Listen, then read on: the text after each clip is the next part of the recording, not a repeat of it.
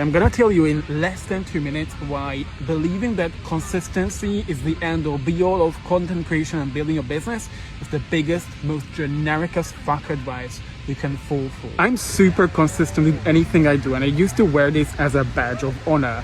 What did it get me within like the first year and a half of building my business? I had 7,000 followers on Instagram and 135,000 on this other app. About 600 people on my email list who I was emailing every single week with value, with my own stories, inspiration. And it got me less than $1,000 a month because I was consistent with creating content, providing value, building relationships.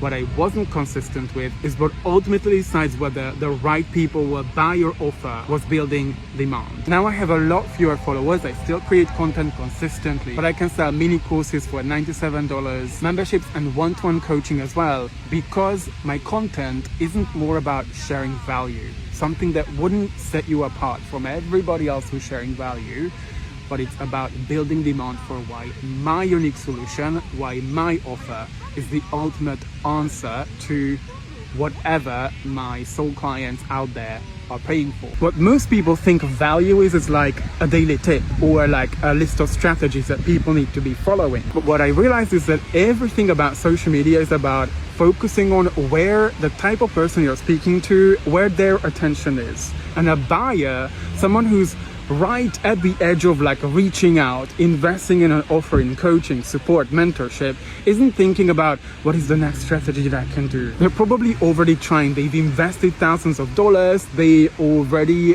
keep questioning themselves if it's even worth it to keep chasing their dream. So the way we build demand, so within the next 30, 60, 90 days, when we pitch our offers, when we start plugging our offers, invite people to buy, we'll be talking about solutions that your ideal client has already tried but didn't work, and tell them why that didn't work. Also mentioning other alternatives that they might be thinking about. Someone can still keep thinking that going to therapy every single week, like increasing these sessions to twice a week, is going to improve their mental health, when what they might need is more somatic practices embodied. And the most important thing, thinking about what my ideal client needs to believe, so whenever I plug my offer, it's going to be a natural next step for them to take.